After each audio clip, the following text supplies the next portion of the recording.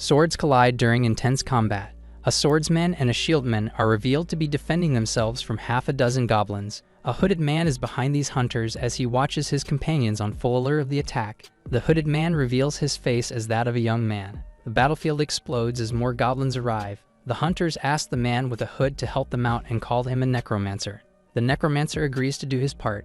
With his magic staff with a skull on its tip, Don the necromancer activates his magic. He commands his minions to come out. 3 undead skeletons appear. They clash weapons with the goblins. The other hunters recognize the position of necromancer as the highest authority and marvel at how rare it is to see one in an E-rank dungeon.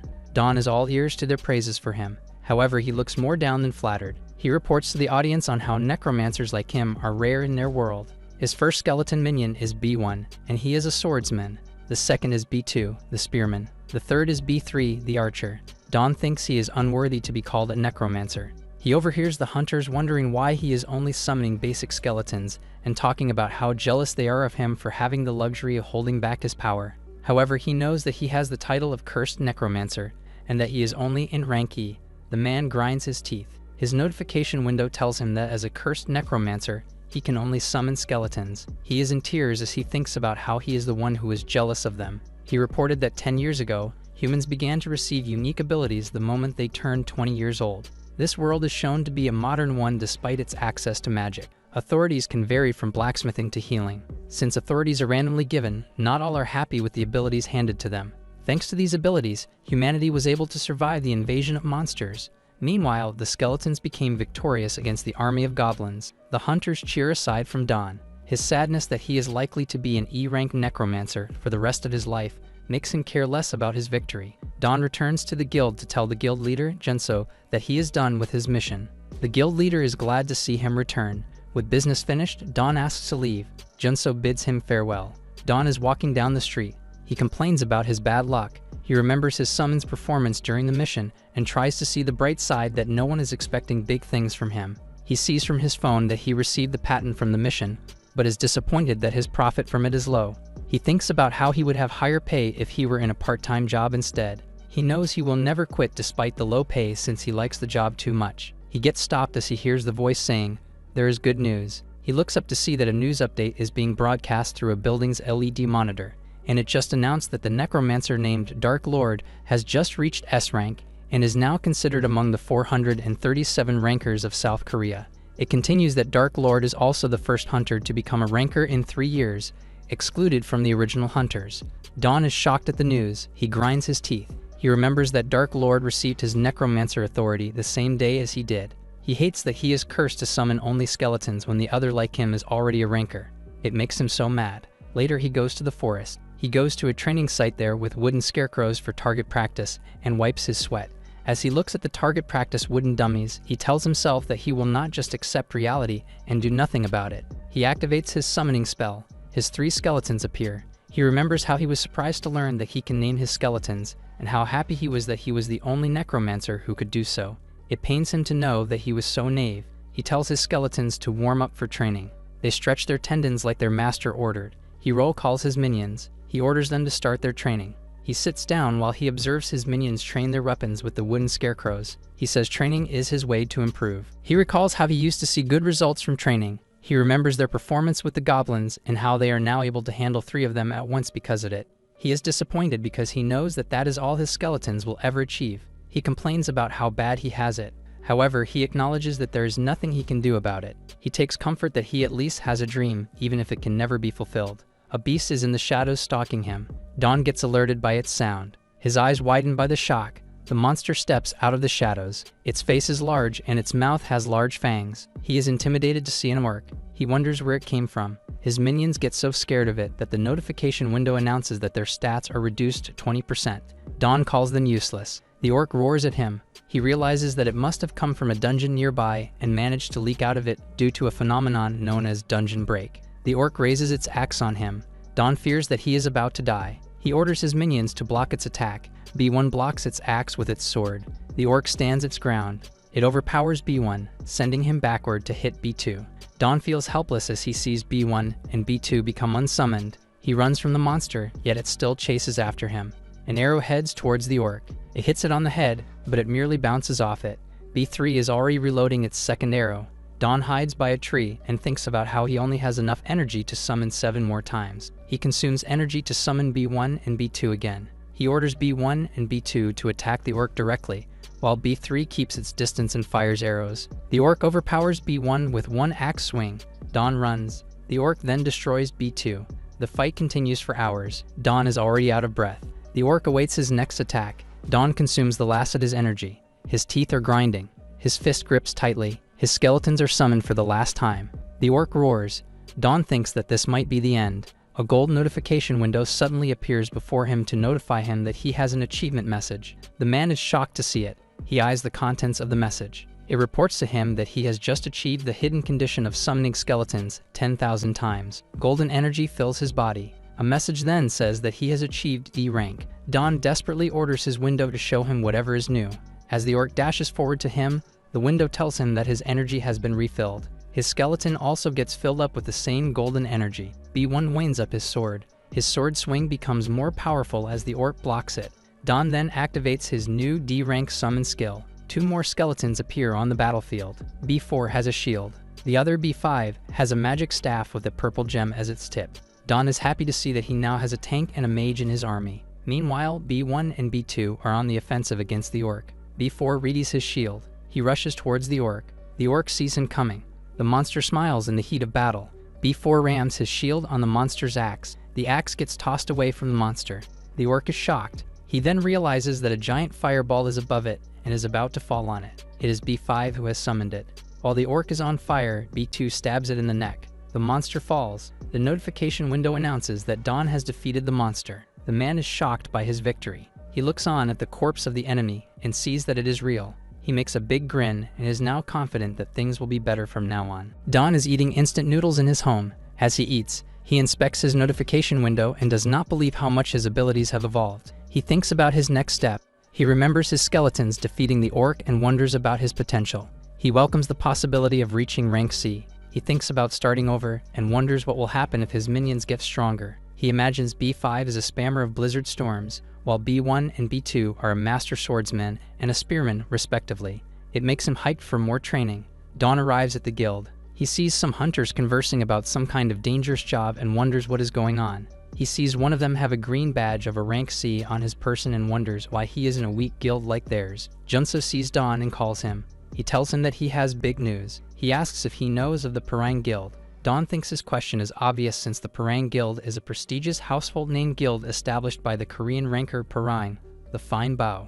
Junso tells him that the Parang Guild is going to explore a dungeon, is looking for porters to accompany them, and is willing to pay good money for it. He is so excited he makes a 10 sign with his fingers and tells him that they are paying 10 times the normal amount. Dawn's jaw drops. Junso continues to say that they are accepting E rank, making Dawn think about it. It makes him agree to the job. Junso shows him the map to show him that the newly discovered dungeon is near Paju. The guild leader also tells him that 5 teams have already failed to clear it, making Dawn nervous. He reports that the rank of the dungeon is undetermined. Junso, however, assures him that Parang would be in a different league than the amateurs who explored the dungeon before. He can't see anything happening to Dawn. He believes that all the man needs to do is work the part for easy money. Dawn thinks deeply about it. He ponders that the 10-fold reward must be because of the danger involved. He remembers how the orc attacked him and how he has not yet mentally recovered from it. He looks at the mission paper in Junso's hand and is tempted to take it. He remembers Dark Lord in the broadcast yesterday advising everyone to go to a dungeon above their level in order to upgrade their rank fast. The Star Necromancer also added that the higher the risk, the more likely the opportunities and rewards. Remembering his words makes Dawn take the mission paper. Junso tells him that he should leave a week later from Paju Station. Dawn signs the paper. As he hands the paper back, he asks Junso for a week off to get ready. The guild leader permits it and even promises to treat him to a meal when he comes back. Later, Dawn summons his skeletons for training. He is tearing up as he can tell that they have become stronger. He expects that they will even grow stronger in the future. He orders them to take their training positions. He then orders them to begin. B1 slices one wooden scarecrow clean in two. 2 spear strike pierces a hole through his scarecrow. Meanwhile, B3 fires an arrow. The throw is so powerful that the arrow pierces through 3 trees in a row. Dawn is shocked at how powerful they have become. He remembers how they defeated the orc and did not know they had power to spare back then. He sees the broken wooden scarecrows and thinks of a way to continue their training. He cries for the money he has to spend replacing the training gear. He is, however, proud of his minions' growth. His concern now is that he is not as strong as his minions. He imagines a monster chasing after him and is helpless against it. In this scenario, he sees himself as the weakness of their pact. Something approaches Don. It is B5, and he is moving his jaw as if he is trying to say something. His magic staff glows. He is pointing it at Don, startling the man. He then realizes he gets covered by an invisible force field. He wonders if B5 somehow read his mind. He realizes he has answered his thought. He now sees that his minions have gained their own opinions. He is glad to see that B5 has more abilities than just casting fireballs. B4 stomps the ground with his shield. He successfully gets his master's attention. The skeleton is moving his jaw. He then points at the broken scarecrows. Don is confused about what he is trying to say. B4 continues his defensive shield stance. He blocks B1's sword strike. Multiple arrows then head in B4's direction. All of them get blocked by his shield. B4 looks untouchable. Don is impressed by his defense. The other minions continue to attack B4, making Don realize that he won't need any training equipment anymore. He asks B2 to try and attack him. B5 casts an air shield over his master. The spearman minion strikes, but his attack is blocked by the invincible force field. Don gets shaken but smiles that he now has a new defense strategy. He congratulates every skeleton and lets them keep practicing. B1 tries to hit his master while his air shield is activated. One continues striking for his shield. Don sees that everything is going well. His notification tells him that his minion's strength all increased by 1 point. It then announces that he has unlocked the status window for the summons because of the achievement. The status window of B1 shows all the points the skeleton has achieved so far. Don wonders if he can also see the status of the others. Pressing it shows all the status of his skeletons. He sees that those who came first have more points than the others due to more experience in training. It makes him feel that all of his efforts have not been in vain. His goal now is to raise their stats comprehensively. He looks at his army with pride. His goal is for them to become the world's strongest skeletons. Days later, Don goes to the meeting site of the mission. He removes his travel bag from his back. He checks that he has packed a sleeping bag and enough food. He sees the crowd of hunters and reminds himself that he is just a porter. He hypes himself up that he can do this. Someone announces that all participating hunters should head towards him and wait in front of the dungeon. Don looks at the portal to the dungeon and can see its ominous dark energy radiating from it. He thinks that the portal makes it look like its content is an average dungeon that was produced naturally. The people gathered are getting nervous about the mission. The color around the vortex hole is so thick that it makes them think that this dungeon is hard to conquer. These hunters remind themselves that they are safe since they are with Paran. Don questions their logic. He grinds his teeth at the nonsense. He recalls the many dungeons in the world that made missing victims of countless hunters. He believes that since rankers are always in the spotlight, many do not realize how many deaths remain nameless. Don grips his staff. He hypes himself up to go in and put his life on the line. He does not realize that a woman is behind him. She calls for him, so the confused man turns around. However, the woman disappears. Yet the voice continues to talk, and it tells of her fascination for the man for having the presence of a D rank. She sees his E rank plate on his belt and wonders. The disembodied voice asks who he is. Don asks nervously who she is. The voice tells him that she has asked first, and she demands to know why he has hidden his D rank ability from Parang and decided to participate as a porter. Don thinks this is all a misunderstanding. He wonders what difference it makes to her if he is a D or an E. His scared expression makes the woman more suspicious of him, and she accuses him of being a spy. She warns him not to take Parang's intelligence lightly and tells him that she believes he is a spy from another guild. The woman shows herself, and she gives off a presence of strength. Don is shocked to hear her accusation. He sees that she has a golden plate that tells him she is an S rank. He realizes that she is the first rank among South Korea's 37 rankers, known as Soy the Dark Empress. He fears that he has just made an enemy of someone he should never anger. She is frozen stiff by her presence. At the same time, he feels blessed that he can talk to her. He tries to tell her that it is only a misunderstanding. He tries to convince her that he is not a spy from another guild. Soy still looks suspicious of him. She laughs. Suddenly, her mood turns cheerful, and she tells him that she is just kidding. Don suddenly feels confused. With her playful side revealed, Soy looks so innocent now. All eyes are on her because of her reputation. Still, Don is afraid of her. He wonders if she did a background check on him. Soya can tell that he is still nervous around her. She asks if she made him fluster. She apologizes for the prank and admits it was rude. She said she did it because she was interested in why a porter with an E rank badge would have a skill to house 5 D rank energies within him. He finds relief that she was not serious. He then realizes the odd part of what she just said. He realizes that she grasped his skills with energy detection. Soya smiles. She tells him that his brother asked her to join the second team's expedition as a scout and that she was looking for a porter. Then she just happened to see him. She goes closer to him. She asks if he wants to volunteer and warns him that it will be dangerous. She says she trusts he would do a good job since he is the most capable among the porters and does not look like someone who would run away. Her suspicious look still makes the guy nervous. She grabs him by the shoulder.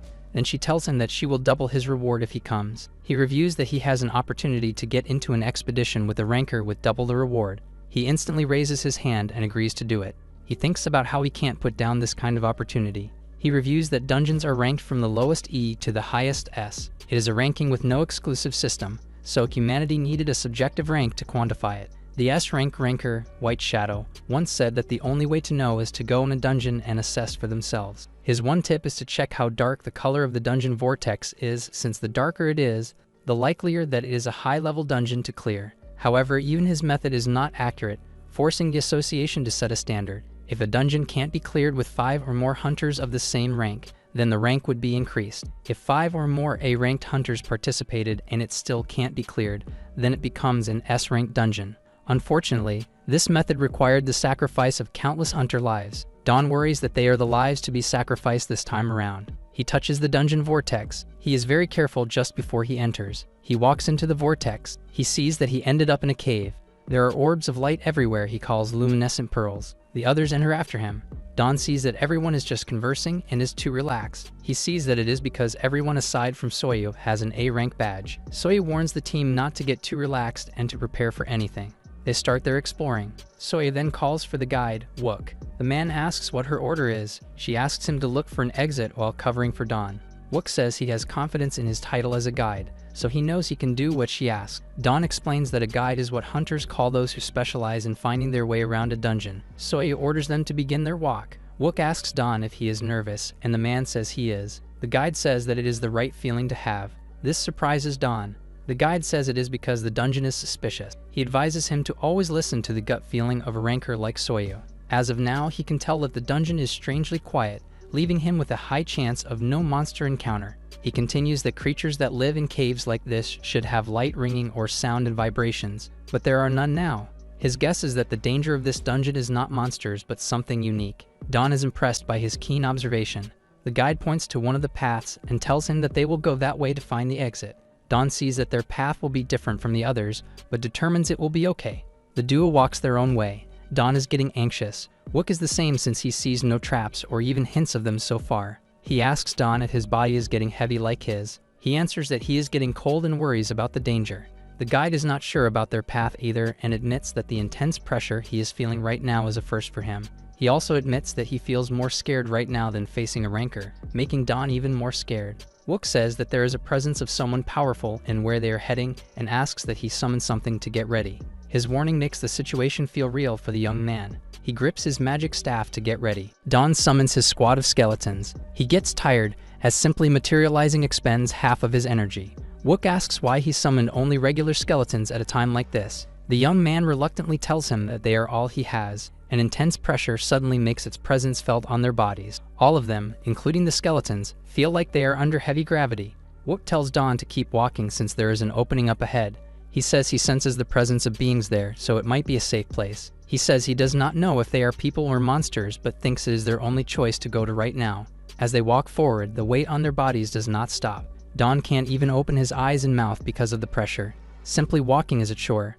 B5 uses an air shield on his master. His magic is rejected, making him fall to the ground. Dawn is starting to get internal damage. He calls for one of his skeletons. He is now so weak that he needs assistance from his minions to stand and move. He sees that Wook is already running fast away. He ponders how a dungeon that can even make high-level rankers tense exists so suddenly. All he can think of is surviving to attain his dream of being a ranker. He continues his walk with his minions. They pass through an invincible force field. The notification says that Dawn has reached the stage of an elderly man with white hair filled with deep resentment. He wonders what that name means. He sees that a gate in front of him has a graphic that says that they are indeed in the stage of an elderly man with white hair filled with deep resentment. It also warns that his resentment is so deep that icy frost forms on his hair. The mission says that he needs to enter the room to defeat the old man. Dawn theorizes that the old man must be the boss of the dungeon. He then hears the voice. It turns out a trio of people are also in the area, and they are glad to see Dawn and Wook, hoping that they are a rescue team. Dawn realizes they are a group of hunters who also try to avoid the pressure. The trio sees Wook's purple badge of A rank. They also see the skeletons of a necromancer, giving them hope that they are indeed a rescue team. They plead with them to be taken out of the dungeon. Wook tells Dawn to give them water and food. Dawn follows him and takes off his supply bag, but is still angry that Wook ran away without him earlier. As he picks out food and water, he tries to forget about it. The survivors drink and eat as fast as they can. Dawn and Wook watch while they eat. The young man imagines that he could end up like them if he makes one bad mistake. Wook advises the survivors to eat slowly. He asks them to explain what happened to them. One of them says he will speak for his team. He shows his B rank badge to show that he is the highest ranking among his group. He elaborates that his group has never encountered a dungeon like this. He explains that they can't find any exits anywhere. No matter which direction they go, the dungeon brings them to the door of the boss, and no matter what, they could not leave the door. They had no choice but to challenge the boss over and over again. However, the clear condition is impossible to achieve. He continues that the old man is impossible to beat. Even if one is a B rank, there is no chance to beat him. The survivor's hope rises now that he sees an A ranker in front of him.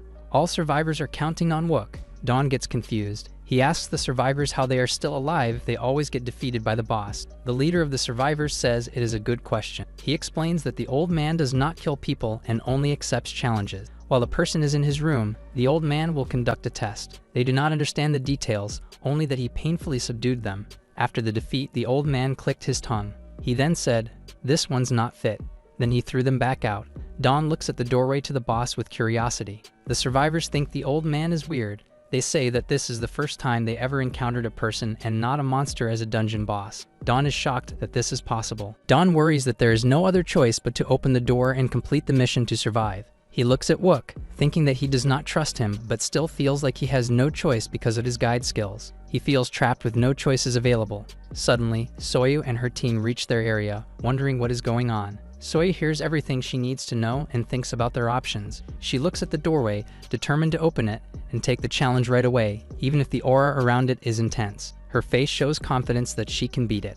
The survivors cheer and cry that they are about to be saved with a ranker and 2 A ranks on their side. Soyu and her A rank team march towards the door, while Dawn and the survivors watch. Dawn feels confident they can do it now that Soyu is on the case. The ranker ties up her hair. As her hand is on the doorknob, she tells her men to get ready for the other side. She slowly pulls the knob. The group enters into the darkness. Dawn waits. Then he feels shocked at what he sees. The A ranks accompanying Soya before got thrown back through the door, with bruises all over their bodies. A second later, even Soya gets thrown out with bruises. The throw is so strong that she gets slammed into a rock wall. Slowly, the door slams shut. Dawn is flabbergasted. He looks at the hunters trying to get back up and thinks that it has only been 10 minutes since they went in. He can't believe that even an S rank like Soyu got incapacitated so quickly. Soyu feels frustrated that the old man said she was not fit. She shouts at Dawn. She demands that he hand her an advanced level potion from the bag. He looks at her determined eyes and knows that she will not give up. She says that she is sure.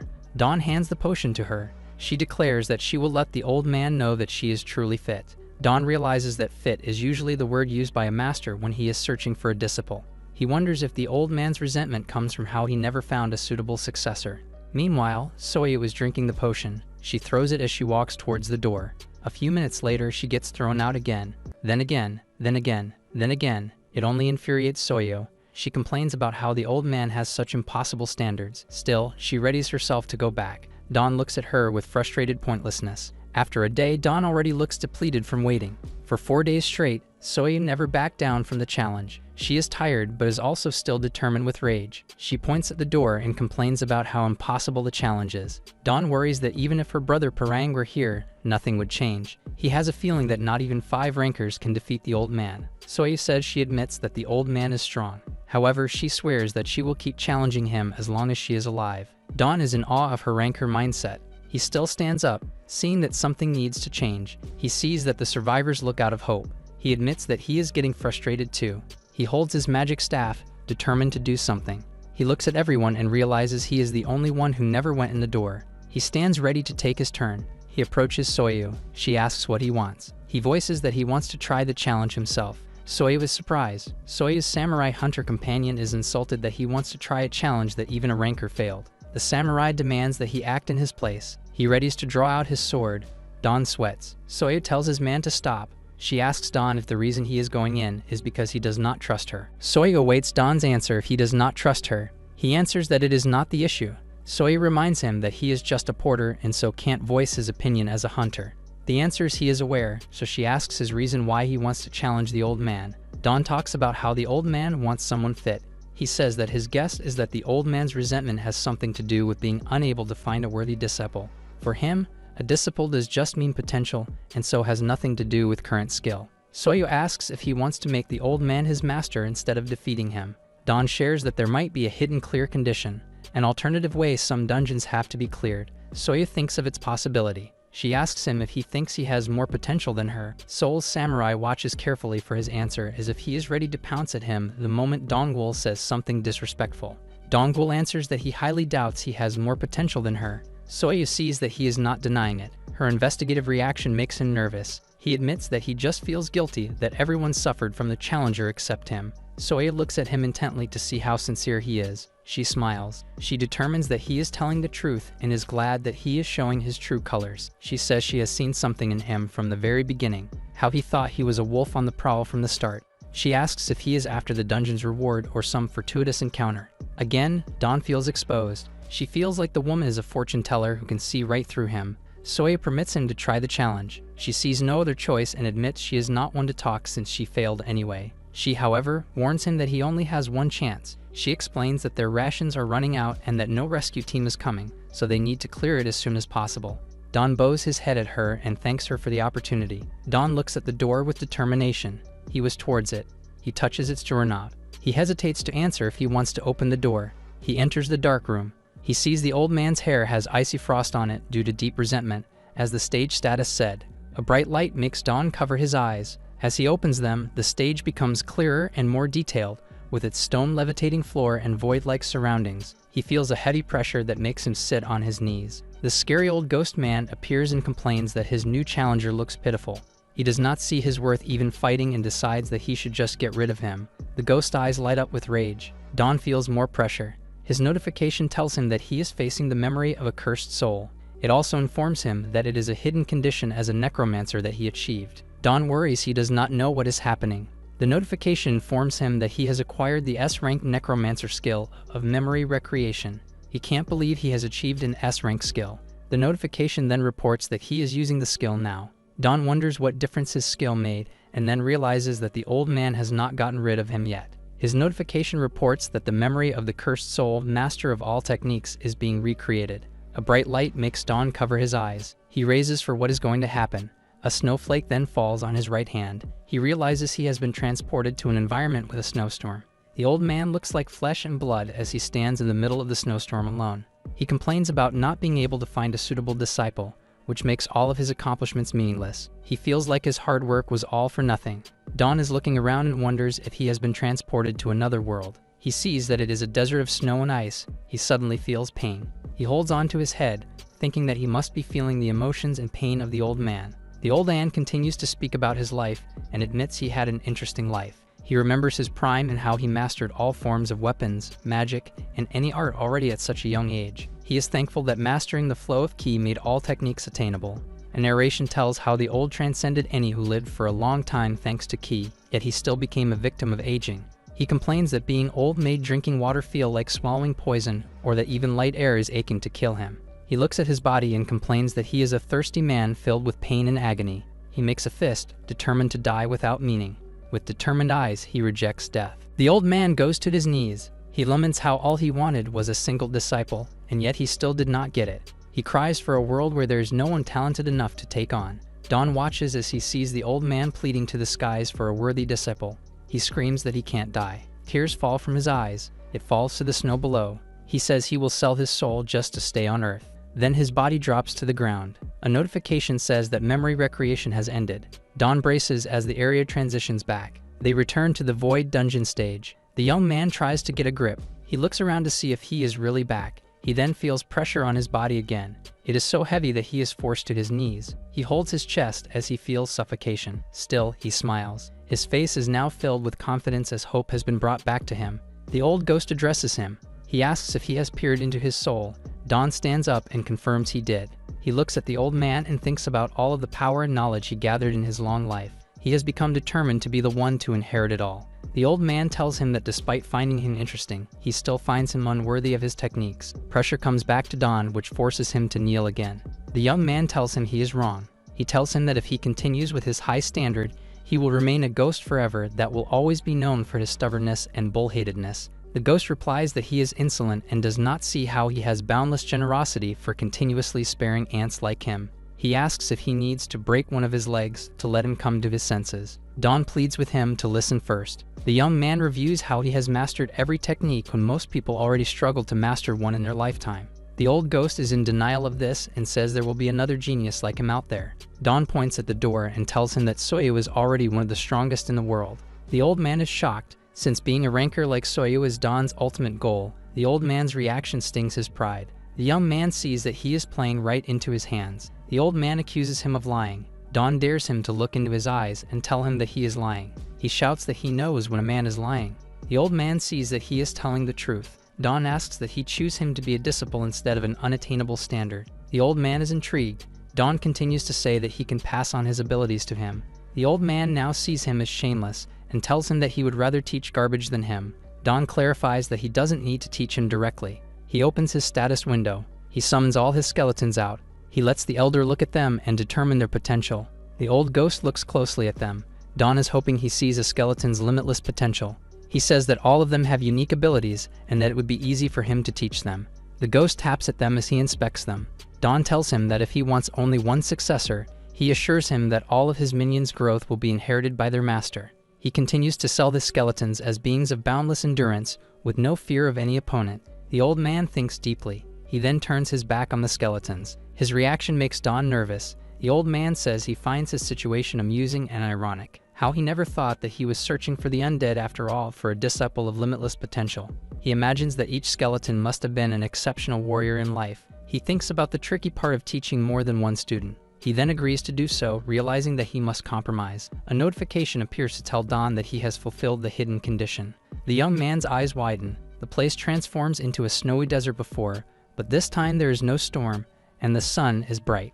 The old man, now with a peaceful flesh and blood demeanor, tells Don that he chooses to trust his determination and asks that he promise to inherit all that he possesses no matter what trial comes, to leave a legacy for him in the world. A notification tells Don that he must convince the old man of his conviction if he wants to reach the next level. Don answers that he will not miss out on the once-in-a-lifetime opportunity and promises to inherit it no matter what. The old man is satisfied. A notification appears to congratulate Don for completing the stage. Don wakes up on a bed, confused. He glimpses something. He sees that someone is in the room. He realizes it is Soyu, wearing a business suit. The young man gets a grip and realizes he is in a hospital. Soyu introduces herself again as the Vice Guild Master of Parang Guild. She looks at him with anger and tells him that she is also known as the Dark Empress. Don wonders what she is doing in his room. He does not remember what happened to him after clearing the dungeon and thinks he must have lost consciousness. Soyu says she thought clearing the dungeon boss was impossible. She looks at him with disdain, knowing that the porter was the one who cleared it when she couldn't. Don gets so scared at her that he looks away and covers himself with the blanket. He asks her why she keeps staring daggers at him. The girl does not stop doing it, so he clarifies that he wants to know why the Vice Guild Master of a major guild came to find him. Soya pulls a chair to her. She asks him how he cleared the dungeon and what reward he got for it. She continues to ask if he became the old man's disciple. He tries to look at her perspective and realizes that she must see him as some random guy who stole her achievement. He lives that another ranker would have headed him for stealing their prey. He grips the edge of the blanket out of guilt. Soyu asks him what he is thinking so deeply of. Don asks her what the news says about their dungeon exploration. Soyu understands what he is worried about and assures him that he does not need to worry since they reported that the Parang Guild successfully cleared the dungeon and had the survivors sign confidentiality agreements. Don is relieved to hear that no one knows that he was the one who cleared the dungeon. He thanks her for being considerate of him. Soyu questions why he wants to hide his achievement when most hunters would show it off to the world. Don answers that he would rather be safe than be known. Soyu tells him that she did not do it for him and was more concerned with the Parang Guild's pride. No one would believe that an E-rank porter was the VP of the expedition. Don realizes that they are keeping it a secret since it would be an embarrassment for their guild and that he should keep the truth a secret, or else they will come after him. He asks how long he was unconscious. She answers that it has been 3 days since they came out of the dungeon. Don resents that he has lost so much time. He plans not to tell anyone of the reward he got, or else he would be in danger. He tells her that he has not figured out what the reward is yet, and that he needs time to tell her about it properly. Soyu understands. He asks for some time to figure things out. He also tells her that she does not need to worry about him running away since he already knows no one can escape the eyes of the Dark Empress. Soyu looks at him with suspicion. She agrees and tells him she will come back for him once everything is sorted out. The girl closes the door behind her. Don lies on his bed in relief. He reviews his bad luck of waking up after 3 days, going to a strange dungeon, and being on the wrong side of the Parang Guild. He pictures the founder of the guild, Parang, and is hopeful that he can turn things around and have a good relationship with his guild. His notice window comes out. It gives him the notion to check his rewards. It comes to him that he has not checked his rewards yet. He presses the accept button on the window. It tells him that his energy has permanently increased by 20. It also tells him that he has acquired the S-rank skill of teaching of all techniques. He reviews his status. He sees that he already has 1 D-rank skill of summoning, plus the 2 added S-rank skills. He finds that he has achieved greatly. He realizes why so many veterans are obsessed with dungeons. He reviews the skill of Memory of the Dead. He can't think of a way to use it again. He forgets about it for now and loves reviewing his status. He goes to look at his new skill of teaching of all techniques. Its effect intrigues him. He immediately stands up. He picks up his backpack. He heads to his training grounds. He looks at his hand with curiosity. He stretches it out. He activates the skill of teaching of all techniques. A powerful olive light appears from his hand. The old man comes out of it.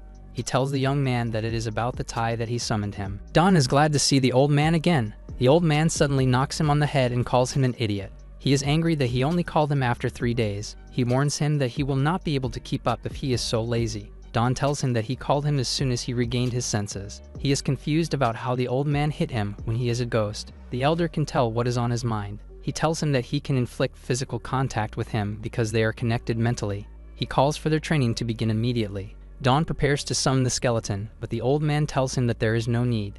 The elder says he will only focus on the young man for the day. He points at Don and tells him that he will be a problem. Don is getting irritated by the old man. The elder ghost lets him guess why he is cold.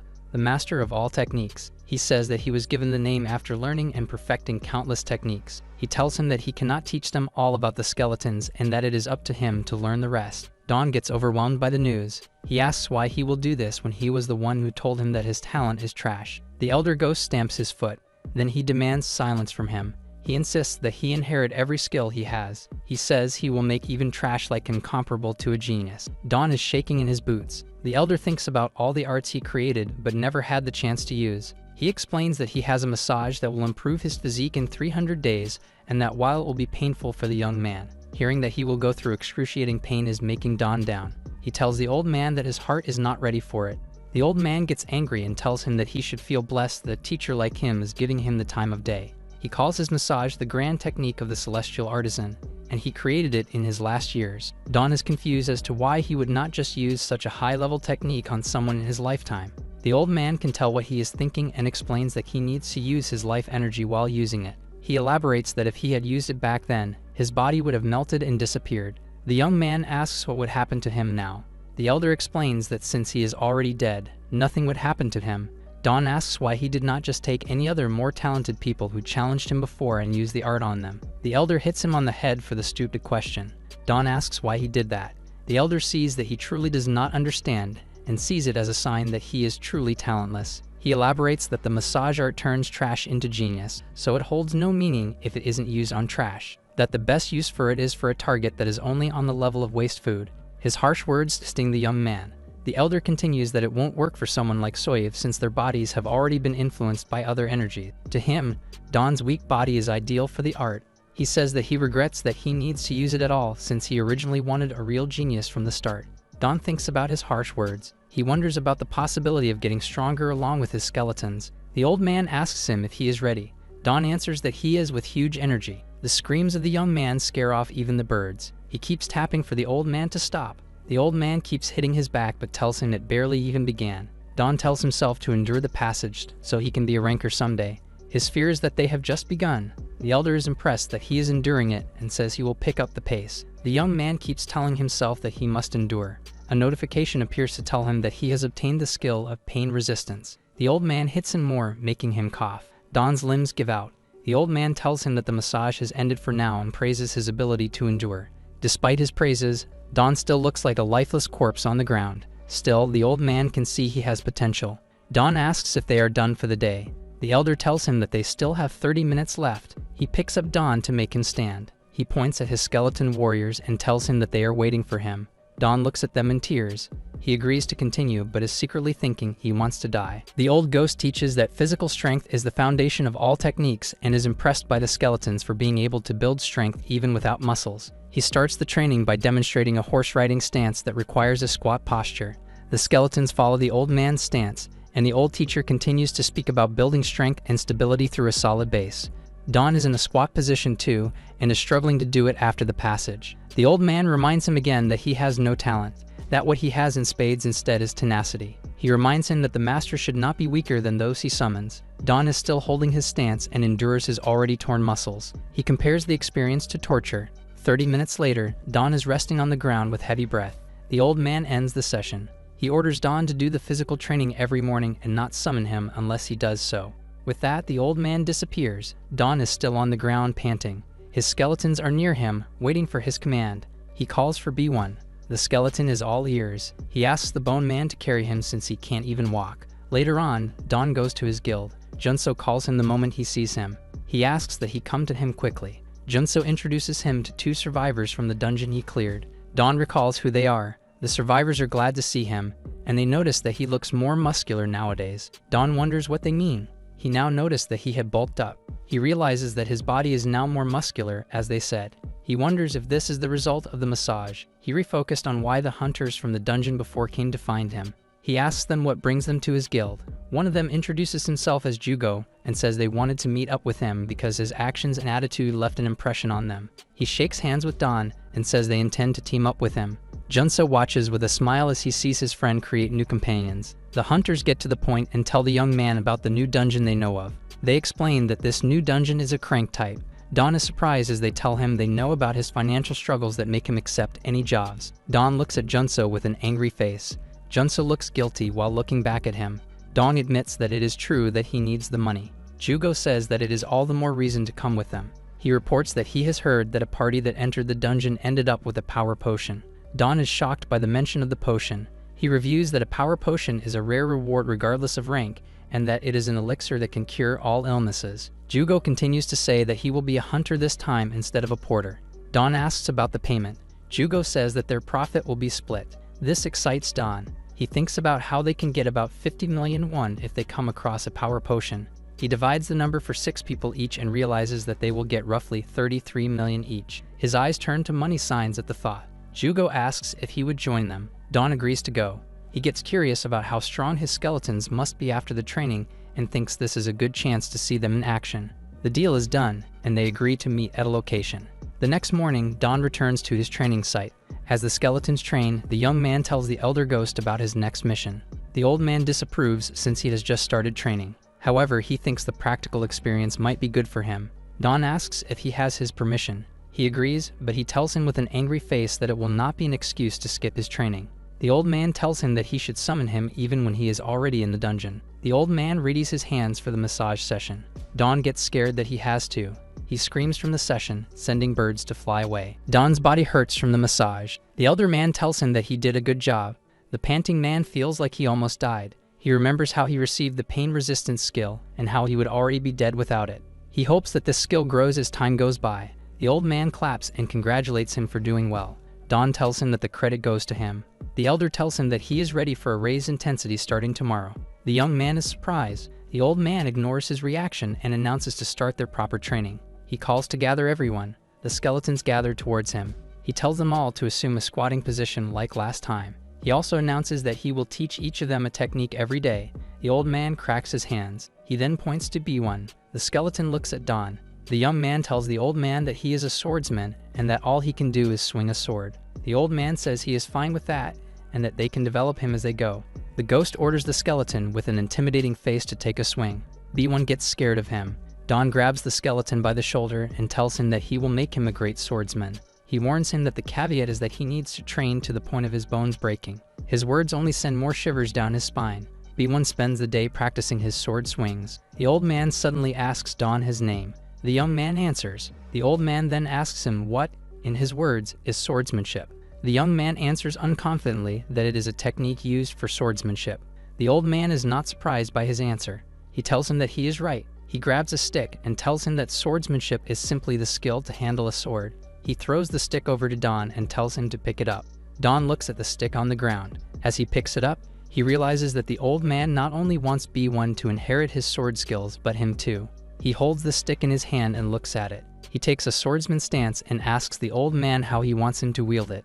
The old man replies that he can wield it in any way he chooses. Don finalizes his stance. He swings it as hard as he can as the old man orders. The old man compliments his style. Don is surprised that it took little to press him. The old man makes him look at how he grips his sword. He compliments how he firmly raised his thumb while the other fingers were holding in place. Then he reviews how he swung his blade in the optimum positions. It impresses him that he swung that way despite not teaching him anything yet. He sees that he swings based on everything he has experienced so far. Don looks at the stick as the old man deems that he put his life into his swing. The young man wonders if it is true. The old man asks him if he thinks his swing will become more powerful if he adds strength and speed to it. Don does not know what to say. The old man says that a slash will always get more powerful with strength and speed, and that it is a fact that will never change until the world ends. It makes the young man wonder. He holds his stick with clarity. He realizes that his ghost teacher wants him to create his own slash and apply strength and speed to it. The old man reads his mind and determines that he is starting to understand. The old man then asks him if he knows what will happen if his slash were repeated millions of times and reached its peak. He holds the sword. He then tells Don to watch him handle a sword closely. The student watches with focus. The old man winds up his sword swing. He slices the air with precision. Over and over he slices. He continues to say that there is no need for theoretical discussions. He reminds his student to strengthen his slash. If he does so, eventually everyone will use his technique as the standard. Don gulps at the thought. He holds up his stick, not caring if he looks awkward. He continues swinging the stick with no care for how he looks while doing it.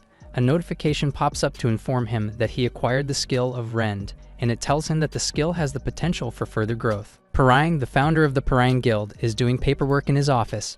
He hears his sister call his name. Soyo appears. He worries she is in trouble since this is the first time she has come to see him in his office. Soyo tells him that something has been bothering her recently. She asks him if a hunter around D rank can suddenly exhibit strength beyond a ranker. Parang finds her question odd. He answers that he thinks it would take too much time for a D rank, even with every cheat available. He can only picture a D rank rivaling a ranker if it turns out they have been hiding their skills all along. Soe tells him that she can confirm that they were never hiding their skills. He believes her because of her ability to sense abilities with the skill of search. Parang asks what is going on. The sister is hesitant to answer. She thinks about how she has yet to make a report about her experience in the last dungeon. She is too embarrassed to tell his brother that he was defeated repeatedly. He remembers the intimidating old man. She feels ashamed to know that she never felt so powerless before. It makes her mad just thinking about Don. She remembers how out of the ordinary he was when she first laid her eyes on him. She remembers her curiosity about what would happen if she let him enter the boss stage.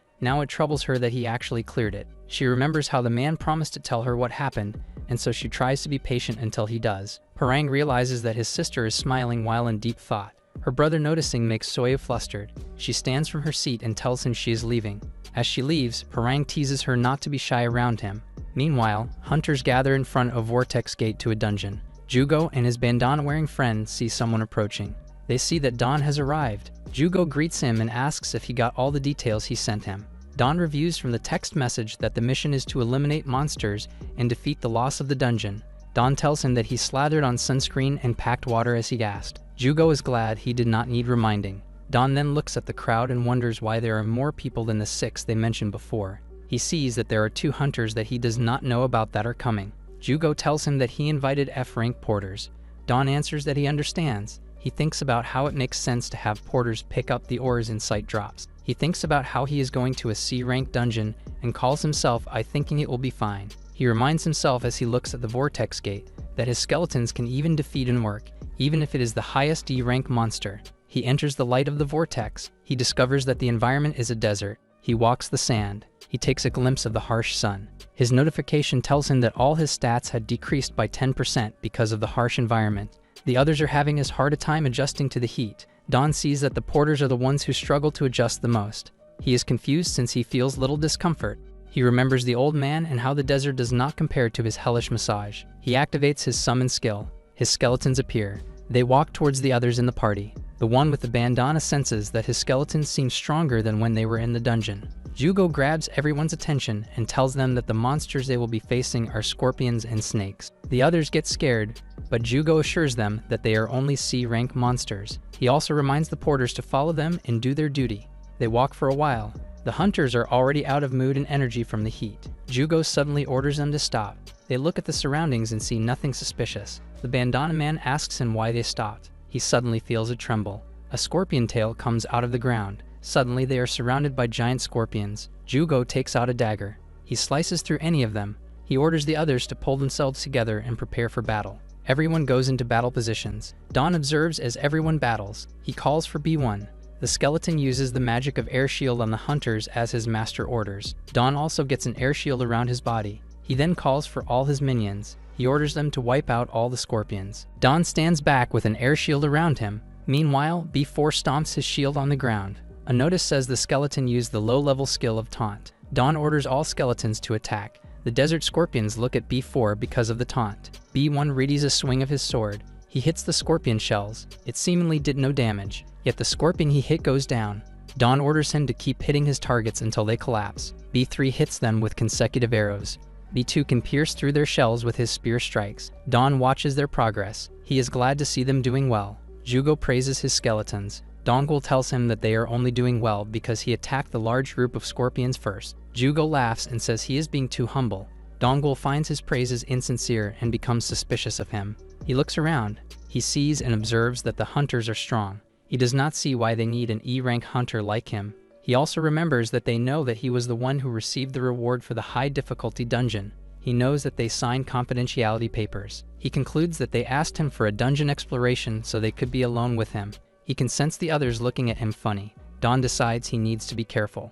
Unknown to him, Jugo is looking at him from behind. His eyes say he is scheming something.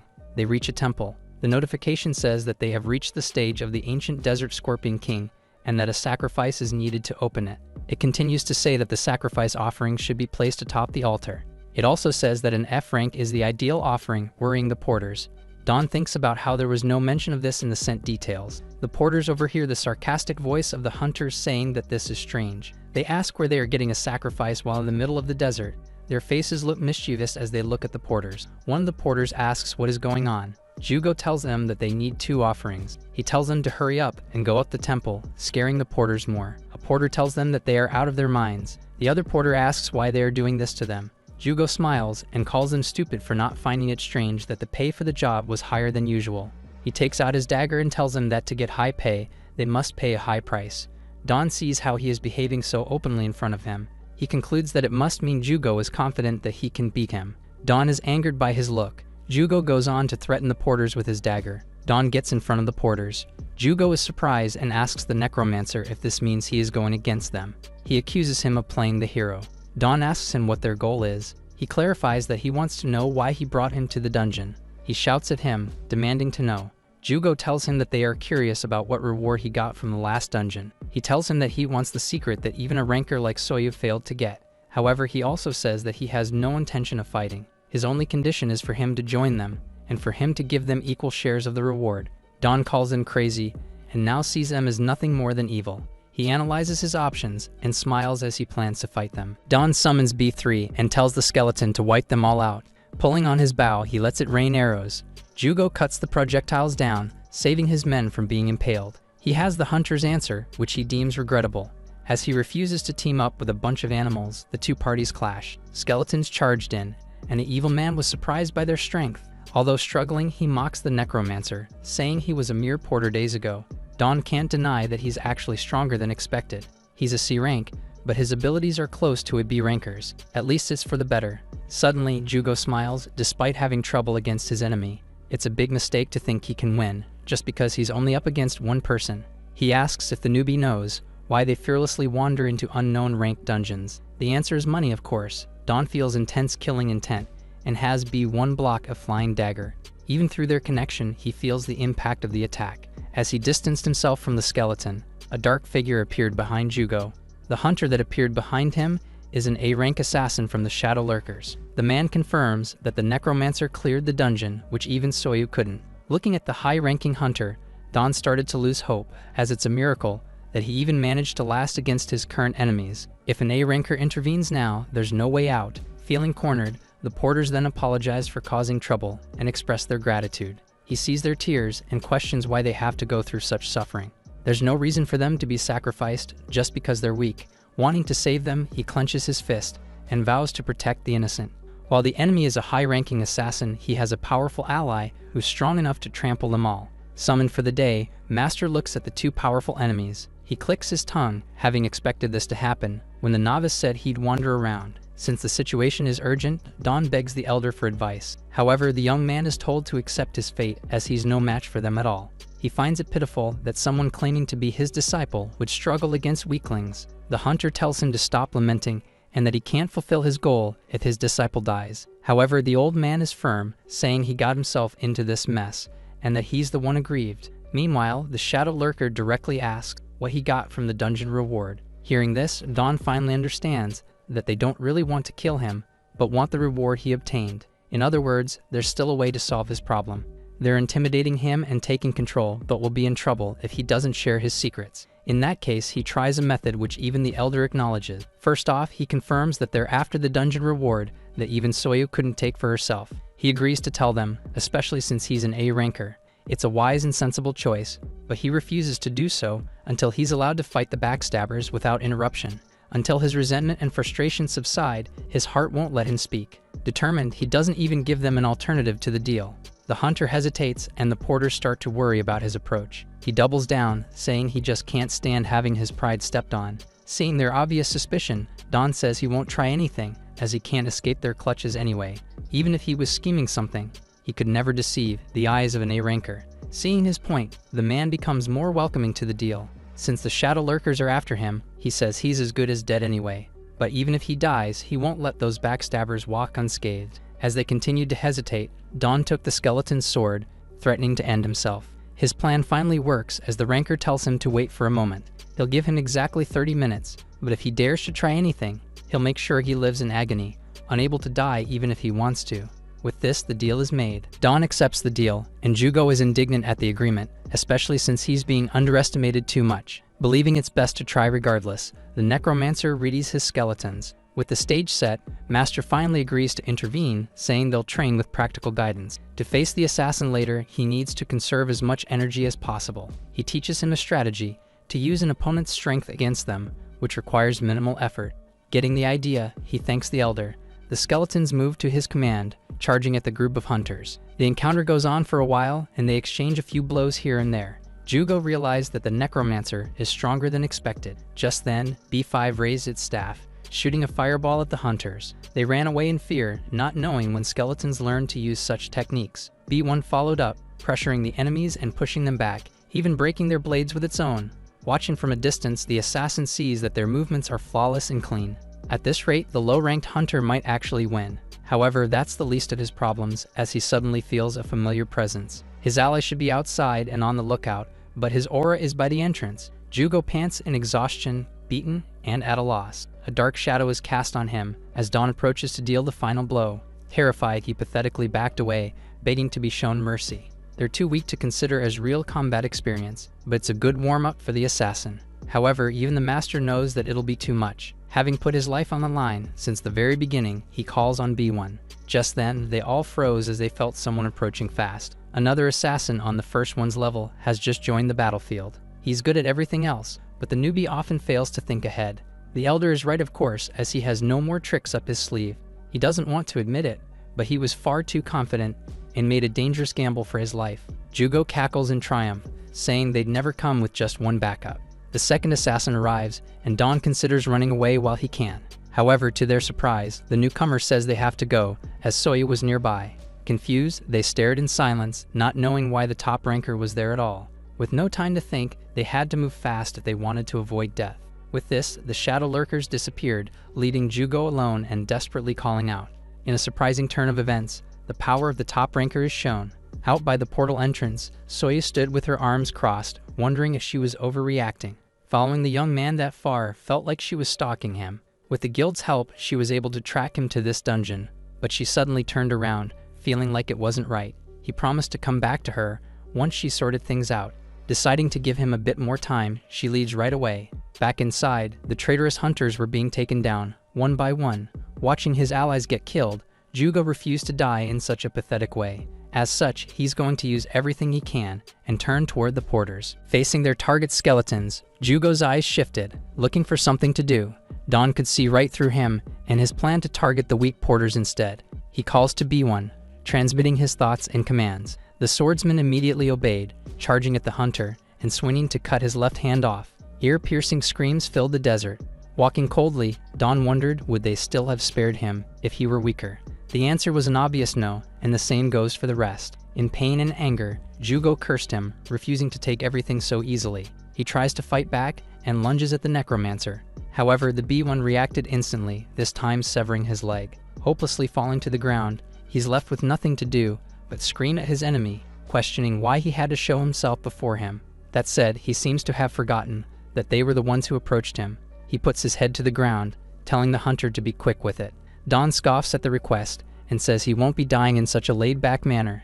Gritting his teeth in anger, Jugo grabs him with his remaining arm and tells the man to kill him already. Just then, the skeletons grabbed the man by his wrist, dragged him across the sand, and tossed him onto the sacrificial platform. They place another hunter on the next platform to open the dungeon's boss room.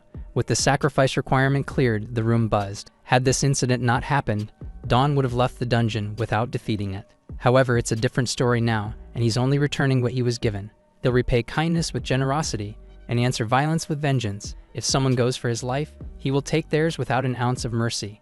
As the bodies dissipate, the conditions are met, and the ancient seal is lifted. Staring at the now empty platform, he tells them to live their next life well. Dawn then thinks about Soyu and why she hasn't arrived yet.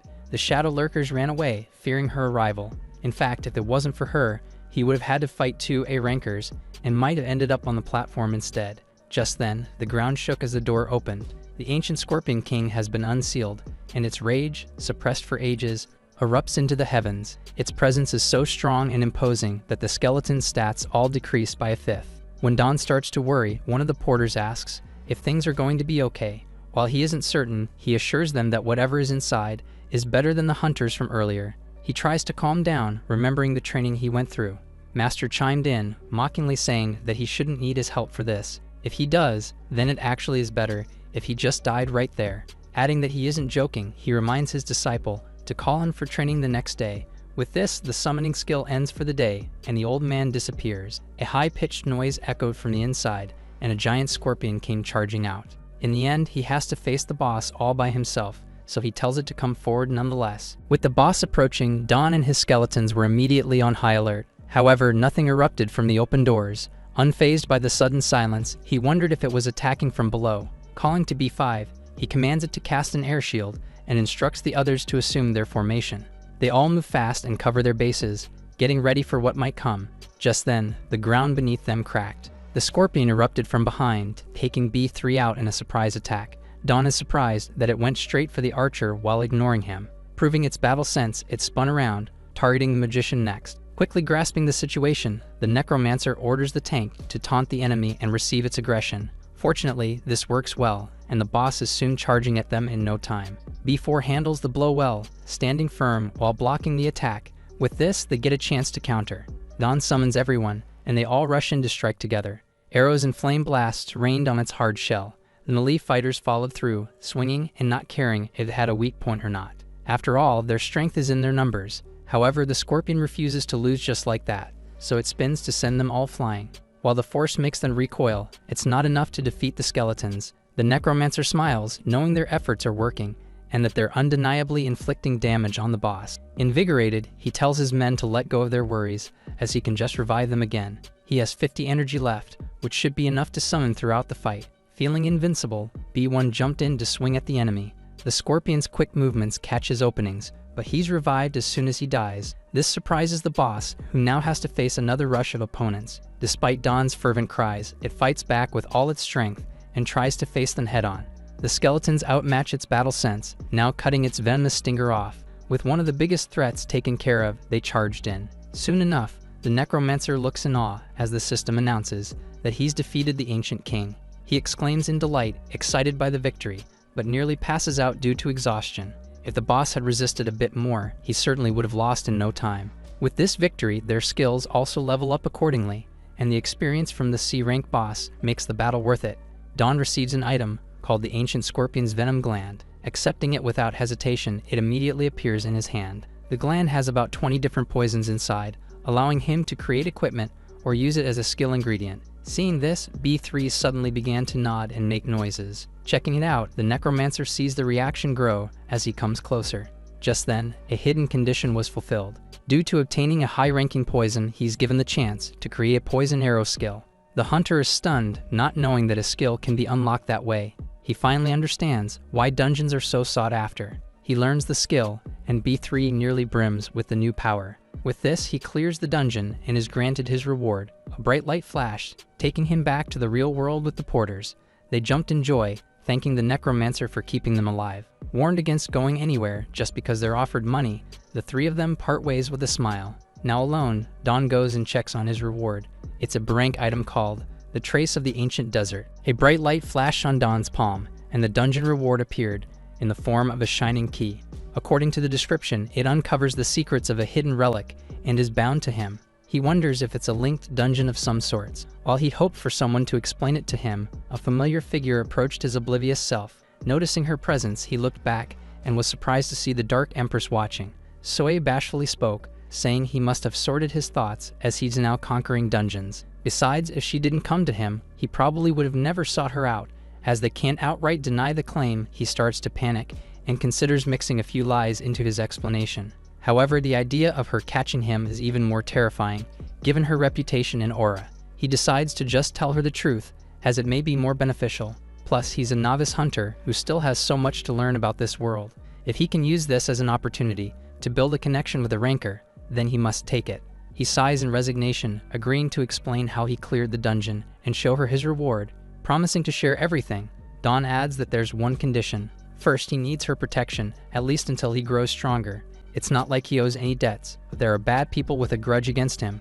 Waiting for the second condition, she's asked to teach the rookie what he doesn't know, starting with the key item he received from the dungeon. Seeing it, Soe couldn't hide her surprise and asked if it was a medium. Given the ranker's reaction, he wonders if the item can really be worth so much. She asks if he got it from the dungeon he just exited. He must really be lucky, as the chances of finding a medium in a regular dungeon are almost zero. There are less than 100 in the world, and untradeable since it's bound. He's still confused, not knowing what it can do.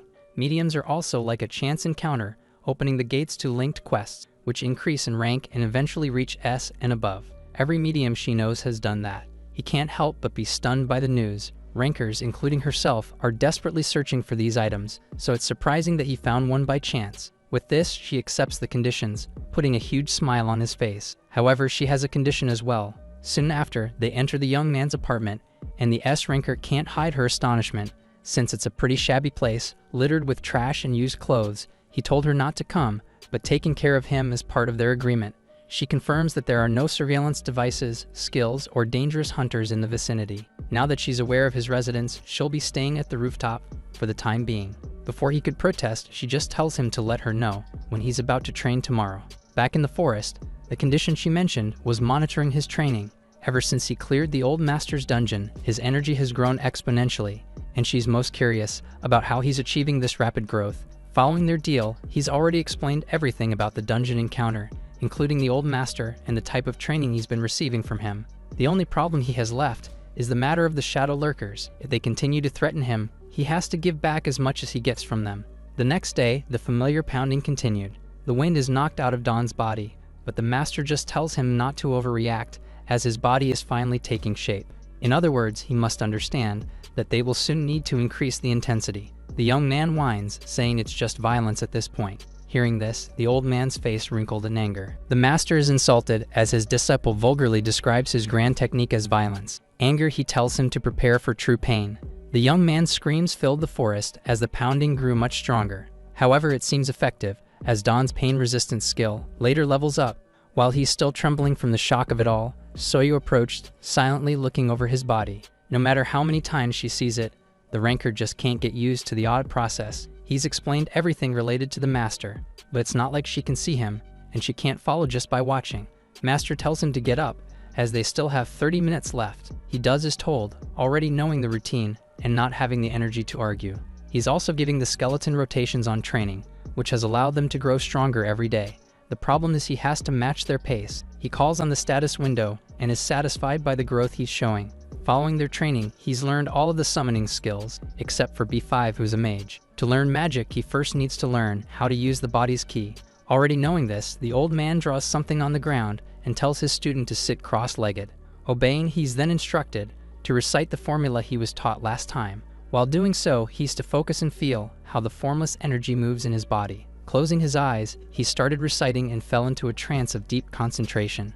Breathing is the most crucial step, and if he can't feel the key while the skeletons are being trained, then there's no choice but to judge him as talentless and power through with sheer intensity. With no other options, he breathes in and out, determined to endure anything just to get stronger. Later at night, Soya was guarding from the rooftop as usual and wondering if Dawn really became the old man's disciple. She still remembers the countless times she was thrown by the elder. The memory alone is enough to make her shudder. While it started with the chance encounter, the hunter's determination to endure deserves acknowledgement. Since it's come to this, she decides to observe them for now. After all, the master she couldn't do anything against is right beside him. Just from watching him grow, she feels like she might break her own limits someday. As the night grew deeper, she wondered how far he'd grow and was excited by the thought. Meanwhile, in the Shadow Lurkers' headquarters, the CEO took another glass of wine, facing an underling with a request. They're asking for help in dealing with Soyo. It's the member who attacked Dawn in the dungeon. Hellhound, owner of the Lurkers, says they aren't keen on dealing with the Parang Guild either. The man bows an apology, saying they should have dealt with it before the ranker got involved. The boss asks if it really is an opportunity that would give him control over the top hunters. He confirms it, adding that Soyo, no matter how difficult she is taking a direct interest. The description is tempting to say the least. Snapping his fingers, a secretary immediately appears by Hellhound's side, answering his call. He asks for the guild's schedule and is told that they're booked for the next month. Thinking about it for a while, he confirms Dawn's rank and is told that it's currently at rank E. Since he still has a long way to go, the boss clears his schedule for a month later, wanting to see the young man himself. He grows excited, smiling ominously. Meanwhile, the hunter in question was doing sit-ups and falling to the ground in exhaustion as usual. Soya quietly waited for him to finish and unexpectedly called his name. With a serious expression, she says she has something to tell him. Dawn gets up, as Soya seems to have something important to say. She recalls her promise to protect him from ambushes until he grew stronger. This is true, but he didn't expect her to be watching him around the clock. Since she's a ranker, she must have dungeons to clear and guild matters to address. As he mentioned, she's been neglecting her responsibilities in the 2 weeks since their deal. Now he has two options to choose from. First, he follows her around for 6 hours, or he uses the medium key obtained from the previous dungeon. He had completely forgotten about the key and summons the precious item onto his palm. Bound to his name, only he can use it to enter a linked dungeon. It might be safer there than with her, since no other hunter will be able to enter. However, he worries for his safety as he'll be all alone in a B-ranked dungeon. His hesitation makes her smile. She tells her that this might not be the case and that he doesn't realize just how much he's grown. This might be a great opportunity to check his current level of strength. In her opinion, at least, he should be able to clear it without worry. He nearly blushes, not expecting to be praised by a top ranker. As an irregular necromancer, no one acknowledged him as an E-rank hunter. Now he can't believe he's receiving someone's recognition, more so a ranker's. Gripping the key tight, he smiles with newfound confidence and goes with the second option. He intends to go without hesitation, as he's already finished his morning training anyway. To summon the dungeon, he's instructed to infuse his energy into the key. Suddenly feeling a sense of worry, he takes a second before doing as told. The medium shined bright, and a prompt asked if he wanted to activate the secret quest. Despite the warning of it being a solo dungeon, he just smiles and bids Soya goodbye, promising to be back soon. With a bright flash of light, he appears in a completely different place, and in front of an ancient pyramid. Already sensing danger, he summons his skeletons right away. As his small army rose, they walk to the structure together, taking their time to face the dungeon. They maintain formation, following their master faithfully. As D ranks, they're bound to be too weak for a B-ranked dungeon, so they must fight like the weak and rise to victory together. Opening the door to the dungeon, he's met with an eerie and cold silence. Getting in was fairly easy, but as soon as they stepped inside, the system looked into the hunter's connection to the dungeon. With this, the dungeon transformed and the doors slammed shut, trapping them all inside. To make things worse, they're sucked deeper in, unable to fight against the structure's will. A little while later, he wakes up in the dark, shaking after falling on the hard floor. He entered so confidently, but ended up stuck in a ridiculous situation. Fortunately, he ended up in a place with his skeletons, so they can start scouting their surroundings. Obtaining the skill to secure vision, B3 shot an illuminating arrow, shedding light on the paths that are open. That said, it's still uncertain if the path they're taking is the right one. Nonetheless, they have no choice but to move forward now. Suddenly, a bright flash of light nearly blinds him. The system says he's discovered the stage, Resentment of the Sun Spear. Deep within the dungeon lies a warrior and absolute ruler of the ancient desert empire. His mission is to break through the obstacles and reach the Sun Spear. Just then, Dawn gasped in shock as countless skeletons were brought to life. The rain poured on a city in the desert. Walking and growling in resentment, a figure removed its hood, revealing dark and huge wings. The people called him a monster and half-breed, questioning how he could even think about fitting in with humans like them. Some tried to cut his hands off the moment he was born, while some targeted his weak ankles. In the end, someone took his eyes, leaving nothing but empty sockets. While they wished for him to die, attacking at every opportunity, he was too skilled with his weapon to succumb. Wielding his unique spear, he cleaved through all his enemies, taking them down one by one. In the end, he was left all alone. If everyone was going to take what was his, then he too will mercilessly take what is theirs. The skeletons in the dungeon suddenly breathed with life, and Dawn can only curse the situation he's in. He's promptly warned that 100 skeleton spearmen approached. Acting quick, B4 is ordered to block from the front for now. It's dangerous to fight in the open field, so he has to lure them into a narrow corridor. When that happens, they can hold off and take a few out at a time. The army charged in, and the tank shielded his comrades from danger. Following through, the others took the chance and defeated those who came too close. Things work well for some time, but the shield will eventually reach its limit. Dawn tells them not to be so reckless and play with the flow of the battle. One grabs onto the skeleton's leg, but B3 quickly deals with the problem.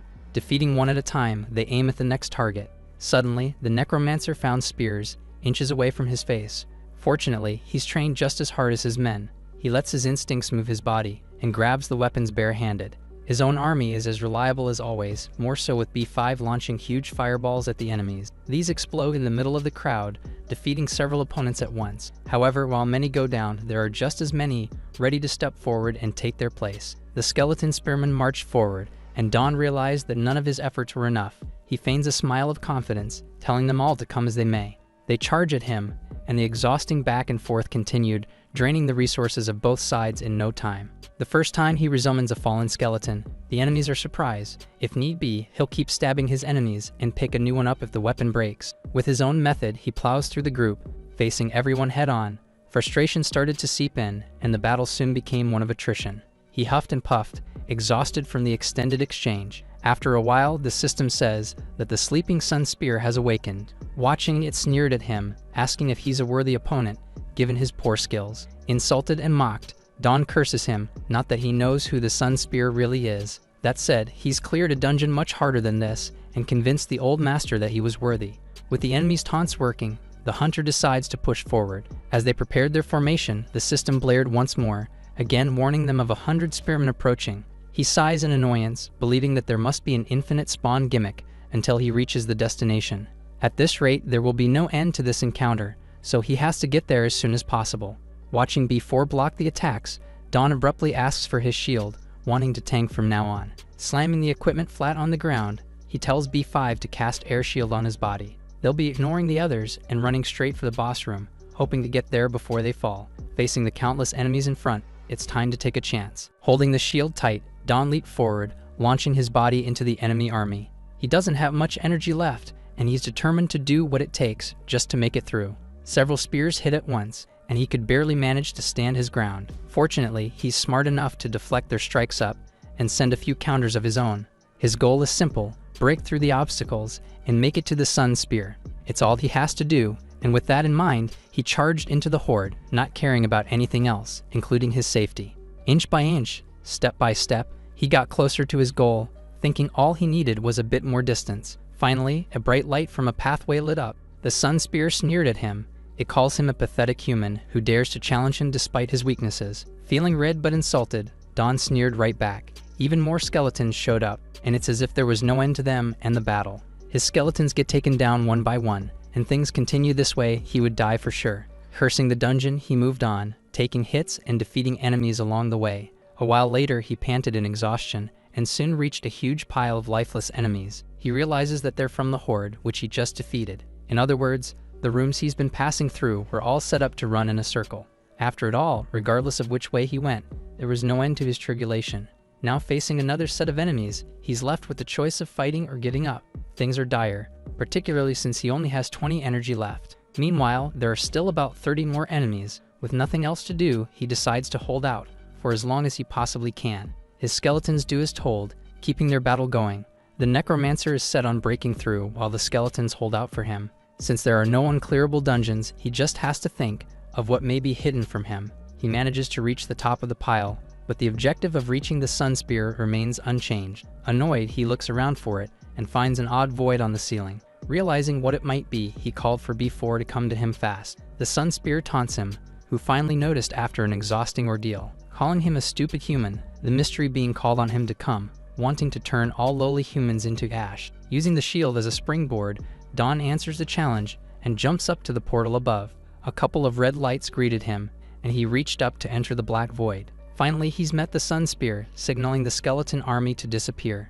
Overjoyed and feeling victorious, he tugged at his hand, wanting to pull the enemy out. However, a bright red warning flashed, saying the sun spear had been summoned. The dark void swallowed him whole, and his memory recreation skill activated on its own. In a few moments, he will be transported into someone else's world. Facing countless enemies down, the sun spear struck mercilessly, killing everyone in his path. They started it first and rejected his very being, so they should have no problem with him being rough. He glowed under the light of the sun, and people soon started bowing down, exalting him as a great hero and warrior of the Desert Empire. Promising faith, they asked for his mercy and leadership. Hearing this, he scoffed at them and outright rejected the idea. To resurrect the ecosystem of the desert, they all need to die. Everyone is told to raise their spears. From that moment on, they were ordered to slaughter one another and burn everything like the scorching sun. The outcast was drunk with power and laughed maniacally as they all followed. With another flash of light, the memory recreation ended. Now Dawn opened his eyes and found himself facing the sun spear himself. Seeing the sun shine from his back, it was as if facing a deity. He questions if he really was in a B-ranked dungeon. It's a similar case to the time he faced the master of all techniques. Seeing him, the spirit's first words were calling him a filthy and heinous human, asking if he came to deny his existence as well. He charged in, thrusting his spear forward. Dawn realized that he was going to get hit and simply closed his eyes in surrender. Just then, someone yanked him by the arm, saving his life within a hair's breadth. Surprised that the enemy missed, he turns and sees that he was saved by Master, who's telling him to get his act together.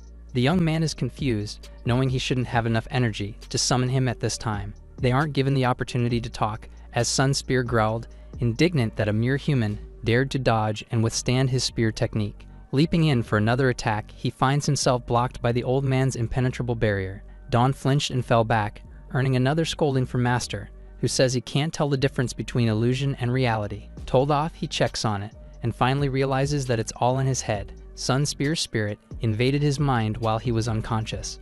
Knowing he's completely outmatched at this point, the Elder tells him to step back for now. With a monster that once ruled the world, the old master's interest is piqued. Certainly, it possesses a spear technique leagues stronger than his own. However, this is only for their skill in the spear, but overall, they're far beneath him.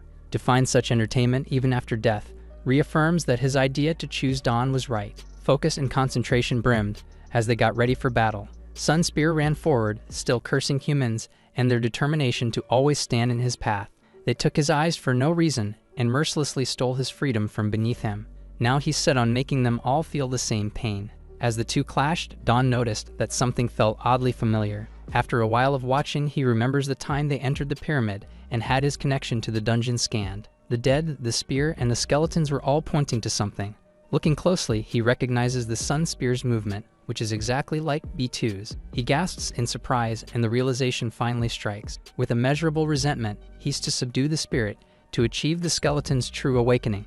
The necromancer called to Master, interrupting their battle. He's scolded, reminded that he's no match for the enemy. However, he's set on facing this challenge himself and begs the Elder to allow him. With eyes blazing in rage, the Sun Spear gazed at Dawn, facing the human upon his request. Starting to panic, the necromancer is asked if he has a plan and shares that the spirit is his summon. Regarding it as his own child, he says he has to overcome it, not the Elder. Master is surprised to hear this, not realizing it himself. From the moment he stepped into the dungeon, the stage was his to complete. not anyone else's. It is his mind, so he will bear whatever pain may come until the resentful spirit exhausts its anger, and until it collapses from fatigue. Watching him approach without hesitation, Sun Spear was again filled with hate for the vile and treacherous human. He can't believe that someone so lowly would even think that he can understand his woes. It's laughable. After all, he's filled with nothing but loathing and curses their kind altogether.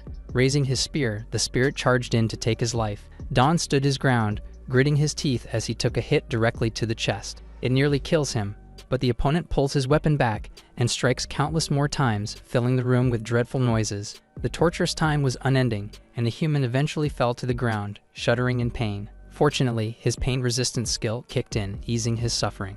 That said, the ordeal was excruciating. Still, for his child, he was willing to take it all and stood right back up. Don summons a spear and smiles as he heals his injuries, telling his summon to pour all his resentment out. Sun Spear can't believe his ears, finding the idea to be outright unrealistic. There's no way he can possibly understand him, and it's all just a sign of his arrogance. This time, the necromancer, trained by the master, matches and parries all his attacks, barely stopping it from hitting his neck. In this world, no one was on his side because he was born a half-beast. From his birth, he learned that there's no way anyone would like a hybrid monster like himself. Sun Spear continued to release his anger. He shouldn't even have been brought into the world if people were just going to point knives at him. They took his eyes and tried to do the same to his hands and feet. He questions if the human can even fathom the horrible pain he went through. Shaking and kneeling on the ground, Dawn tries to understand, saying it must have been tough. Although still cold, the spirit's tone softened, saying some people took pity on him. However, in the end, they were all still the same, fearing and stabbing him in the back. Eventually, his emotions gradually died off, realizing that humans were falsehood and betrayal itself. Since they treated him like a monster, it was only right for him to treat them the same. Dawn is subject to another series of stabbing, questioning if it's the process to vent resentment. He can clearly feel its power weakening with each strike. Sun Spear's emotions were also softening, and finally he asked the spirit how long he intended to be sad. If he continues to stay mired in pain, then he's the only one taking a loss. If he thinks about it, he should already know the reason for his suffering. Enraged, the hybrid scorns him for trying to define him as he pleases. Since it's reached this point, he admits to the source of his pain. However, it's already over, and his emotions have long withered, becoming permanent scars. Now there's nothing he can do to change it. As he said, there's no way to change and undo the past. All he wants to do is help him be reborn for his own good. Sun Spear froze, not expecting such words. Even after death, he continues to suffer despite killing all those who wronged him. Come to think of it, the pyramid is his tomb, where he buried himself after killing all those humans. After all that, he's now being told to live a new life. Sun Spear finds it difficult to believe that he's being told to live a new life. However, it's not about what's right or wrong now. The humans who ruined his life were not righteous, nor is he slaughtered countless for revenge. There are things he wanted to do, and things he couldn't do. Now he can enjoy them all. Hearing this, the man still finds it hard to believe, but Dawn is there to reassure him of the possibilities. The necromancer holds his spear. While it was just for a brief moment, he could clearly feel his past, including what hurt him, the emotions he felt, and the things he wanted. In those memories, it was clear as day that he simply longed to see the world. Sun Spear is reminded of his dreams. He was curious about the soft sand under his feet and the camels endlessly roaming the hot desert. Finally, he remembers his curiosity about the world, which was there since he was a child. Regardless of the good and evil humans, that fact can't be denied. He's asked if that curiosity is not enough. Honestly speaking, Dawn could never fully empathize with his pain, but felt it for a brief moment. So he doesn't want to hastily console his feelings, and that isn't the right thing to do either. All he's saying is that the poor man can now be more honest with his desires. Regardless of the resentment and bitterness that remain, just think about the fact that he can finally go see the world. Sun Spear, still hesitant, asks if he can see the world with his help. As a cursed necromancer, he's a mage who can wield death itself. The world he lives in is completely different from his, but it's still one worth seeing.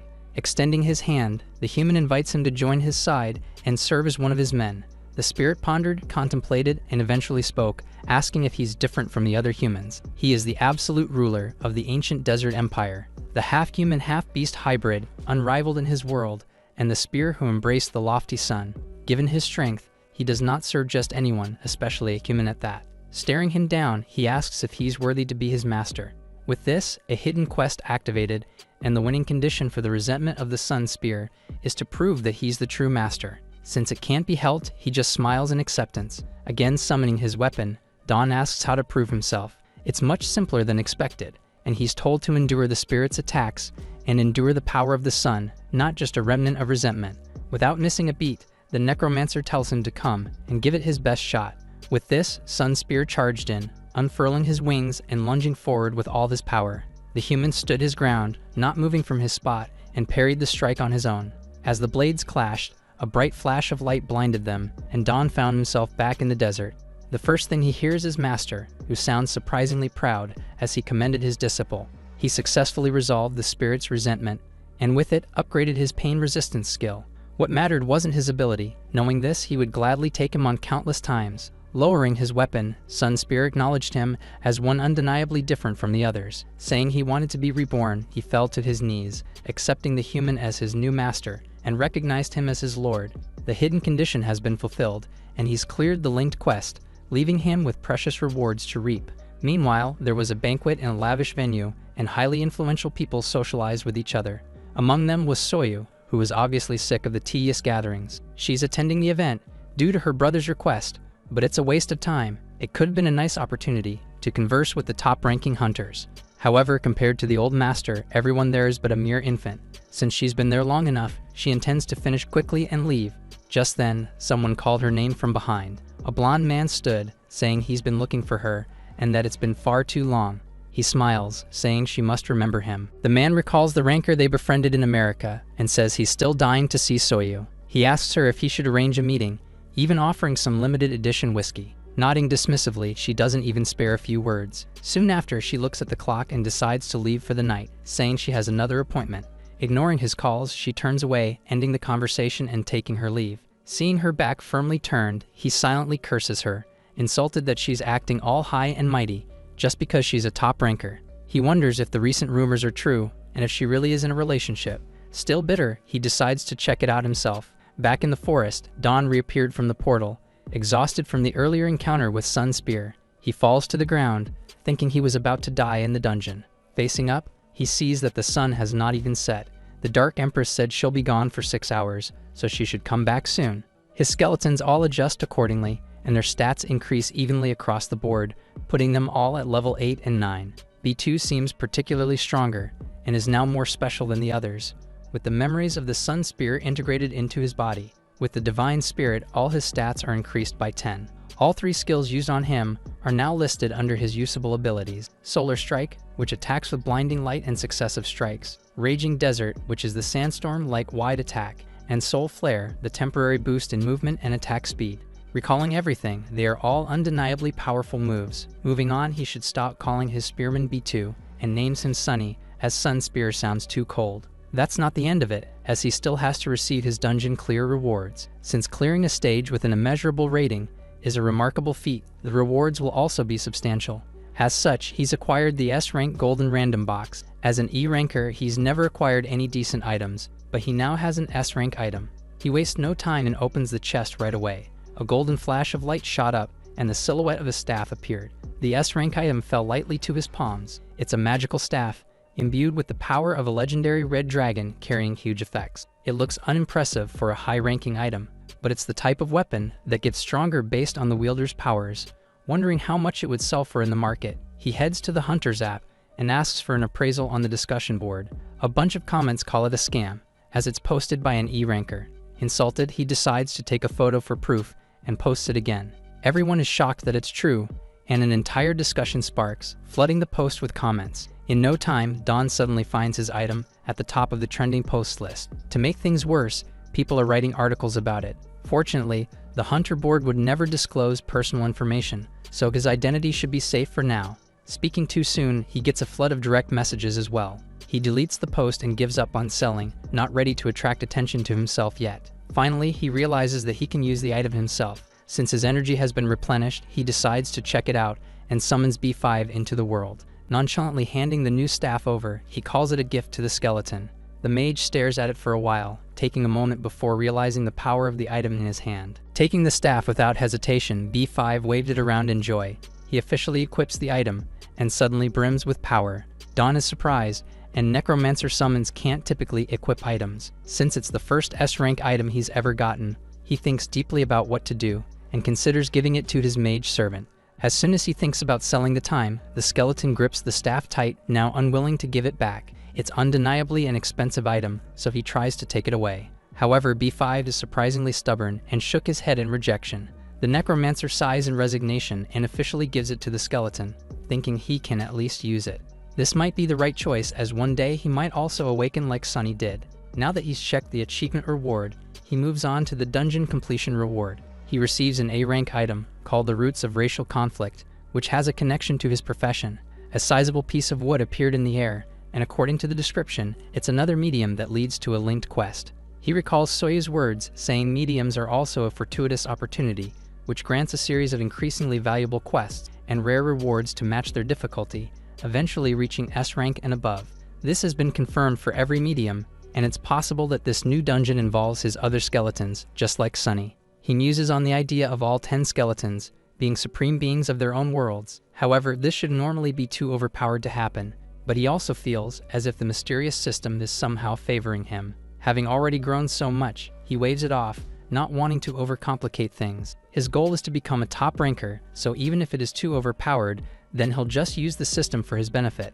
Skeletons, known as boneheads, are undead creatures with nothing left, except for their bones. Now the undead that supposedly only has nothing but its skeletal body was speaking right in front of Dawn, and calling him Lord.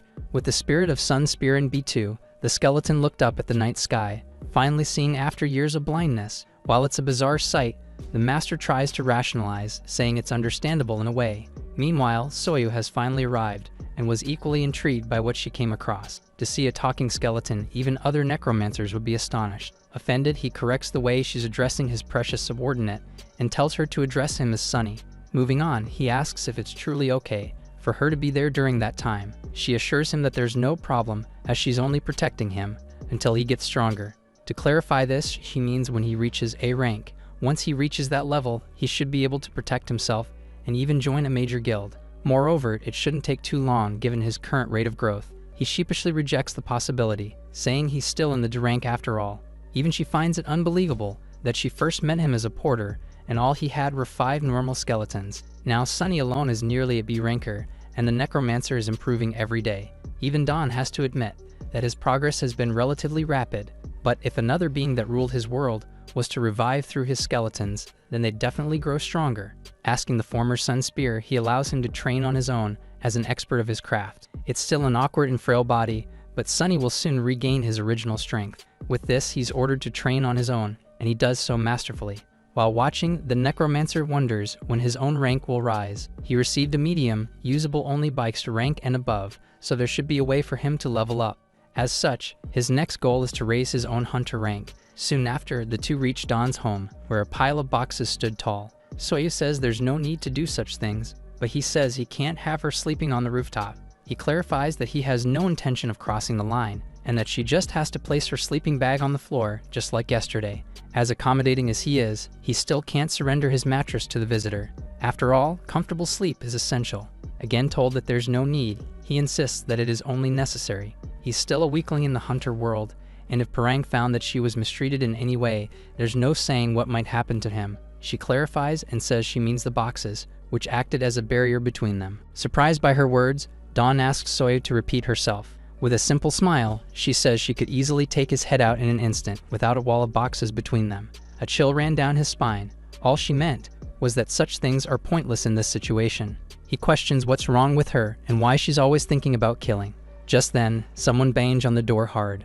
They both looked up, surprised as a voice urgently called out, continuing the knocking.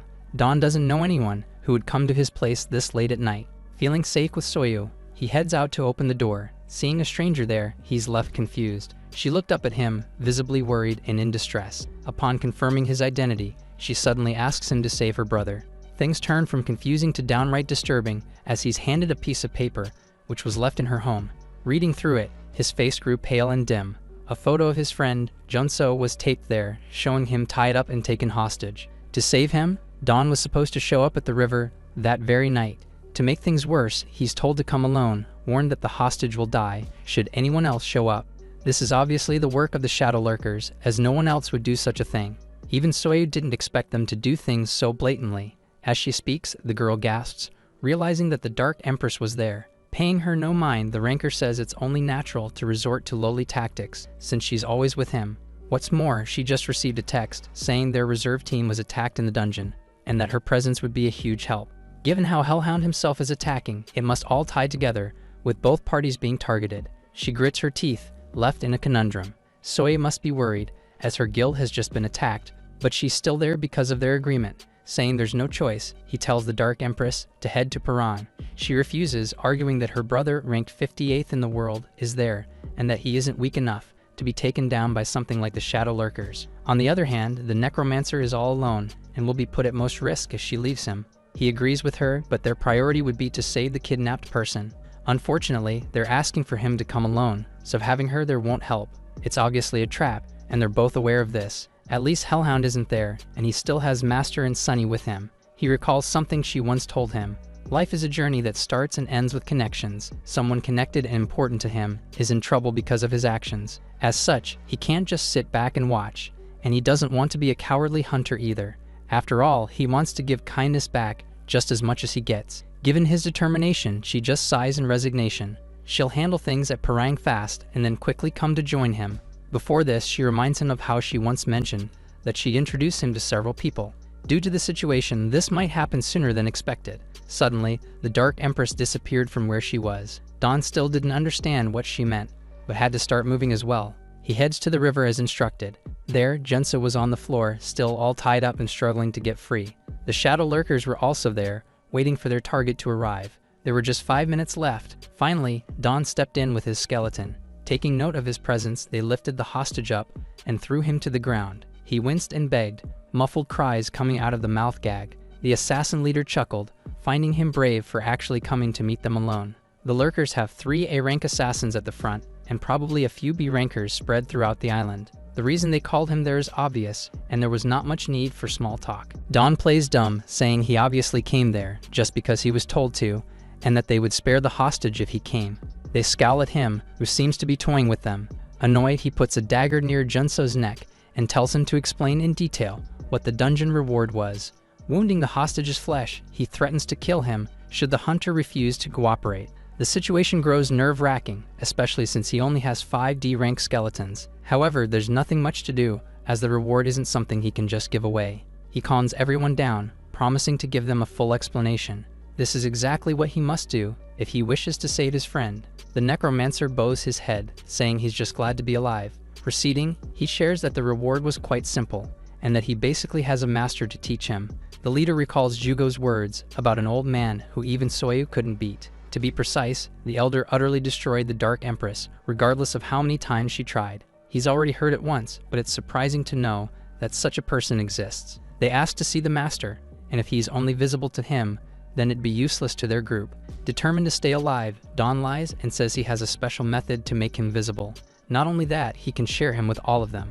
The others are surprised to hear that there's a possibility of being taught personally. The Necromancer assures them of this, adding that it's also the reason why the Empress is by his side. They want him to do it and pass the teacher to them right away. It should be possible, but he'll need about 30 minutes to prepare the method. While he was on his way to the river, he received a message on his phone, telling him not to fight alone. Soyo talked about introducing him to someone, and while it's a bit early, they should answer her call. All he has to do is hold out for 30 minutes on his own. Seeing that text, he began thinking of ways to stall for time. He points at the group, asking who he should start with. As hesitation spread across the assassins, the ball was put into play. The ball of greed, whether true or false, they would not know, and to catch it or not is their choice. An impatient foot tapped on the ground. Watching Don sit and mumble for over 30 minutes, they question if he was being truthful. Now that he thinks about it, the Necromancer similarly stalled for time during their last encounter. It was a different encounter, but his methods were the same, so he must have some sort of plot ready. They angrily called out, demanding to know how long it's going to take, and saying their patience has limits. Don apologizes, even saying that more interruptions might make him start over. Going to the next stage, he asks if they're afraid, and deviously tells them to back out while they can. They're indignant, feeling like he must be out of his mind. The leader raises his blade and puts it right on Junso's neck, driving a deeper wound in. The Necromancer questions what they're doing, now frowning. He's reminded of his time limit of 30 minutes. Since he broke his promise first, they're taking the hostage's life. He's told not to blame others, as he only brought this on himself. The assassin was about to kill Junso when a spear suddenly went flying, dragging itself deep into the ground. Taking immediate caution, he distanced himself from the others, not